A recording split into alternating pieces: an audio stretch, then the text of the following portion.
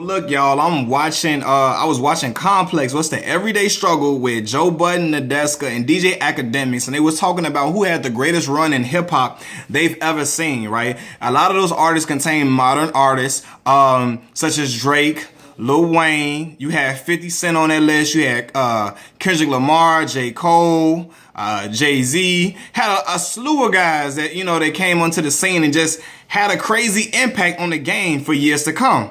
And I'm gonna have to roll with who my man Joe Budden said. 50 Cent. Like, when 50 came on the scene, like, I have never seen nothing like that. And I talk about it to this day. And some people think I'm tripping. Some people gonna say, like, well, Wayne had a run that was crazy, more crazier than 50's, but I have to disagree. Like, wholeheartedly disagree. Because when 50 first dropped, like, his success was almost instantaneous. Like, he had that build up from the mixtape era that he had buzzing in New York with the Guess Who's Back mixtape and the Power of the Dollar, all that type of buzz he had on the mixtape scene with DJ Who Kid. But when he signed with Shady Aftermath, when Wanksta and In the Club dropped, it was clear as day who the next star in hip hop was gonna be. It was no type of debate about it. Everybody knew that 50 was up next, and whether you liked it or not, and it was nothing you gonna be able to do to slow down that kid momentum. It wasn't the fact that he was paired with people view as one of the greatest lyricists to ever touch the mic, Eminem, but he was backed by Dr. Dre. But the kid could write songs, he could write hooks, he had great melodies, a great flow, he was aggressive in a time that gangster rap was thriving. And he had street credibility, and he took it to the max because the kid was charismatic. Even on tracks and interviews and everything, he was charismatic all around the board, and he had an aura that attracted people everywhere he went. Overseas, and he was an international star in the United States. He was the man in the domestic lands, and it was just him and Jay-Z at the time at the top. He was kicking down a lot of other greats out the way, knocking out all the great legends like Nas and knocking them other dudes down and making his way and cementing his legacy with every single that dropped, every album that dropped, every project that released under his record label, G-Unit Records. So let's talk about his debut album. Get Rich or Die Trying, his first album, official album, sold 15 million records. That's right. His album went damn diamond. His first time out the gate. Come on now. Even people try to discredit it and say in that musical climate, a lot of people were selling records easily. No, but you don't sell 15 milli out the gate like that and have the #1 album on the charts in a row like that. The man sold nearly 1 million records in the first week at a time when it was unheard of. Like, Wayne did it eventually, but at that time it was unheard of to put up them type of numbers, and he was putting them up consistently. Then he came back with what's the album? The Massacre in 2005 and sold 11 million copies of that worldwide. Like, his momentum was crazy. Like, Disco Inferno came out, and I was steadily watching his growth and how he was writing songs. His hook writing ability was just phenomenal. Everybody wanted to be a part of whatever success he had going on. Every time you turn on the TV, you seen 50 everywhere you went. And then the people that he had around him, like the G-Unit Collective, that Beg for Mercy album sold 3.5 million records. Now, that's just the G-Unit album. Then everybody under the G-Unit umbrella was selling records. Lloyd Banks went platinum. Young Buck went platinum. Yayo went gold. But Game went platinum and sold 5 million. And he was signing G-Unit at the time, and 50 was writing a lot of the hooks on his song, and I know it because it's in the writing credits.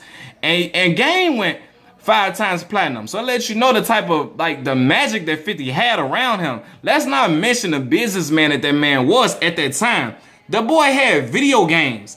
2 damn video games. 2 video games. That G-Unit, that 50 Cent Bulletproof and that Blood on the Sand that was released on, I think, all consoles. Let's not mention the man had the G-Unit sneakers. When the G-Unit sneakers dropped, Reebok stock soared on like crazy when them sneakers dropped. Then he had the clothing line, the G-Unit clothing line that was going crazy. Like, everybody wanted to have a part of 50 Cent's apparel because he was just that dude. He had the it factor.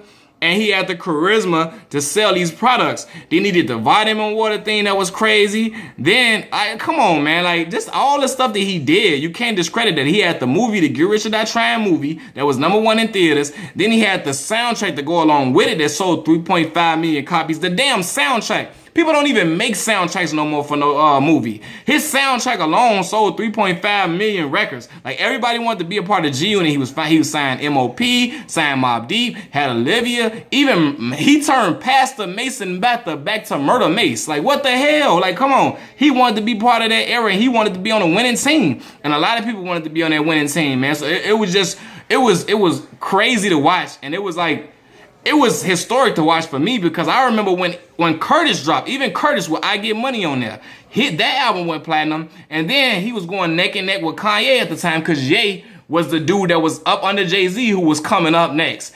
Him and Ye went head to head, and they had Stuart Scott. God bless the great Stuart Scott, man. Like, I mean, a legend. Stuart Scott was commentating that face-off and that matchup between 50 and Kanye like it was a damn ESPN Sports Center game or something. Like, it was phenomenal to watch, and it was on 106 & Park. When 106 & Park was booming, Terrence and Roxy had first came on there at that time in 2007 when Curtis dropped.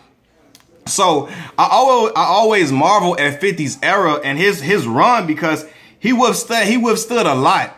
And he was fearless in the face of competition. He went up against everybody. Like that line he had, if David could go against Goliath with a stone, I could go at Nas and Jigga, both for the throne. Like, who had the type of balls to say something like that at that time in that era? And he truly believed it.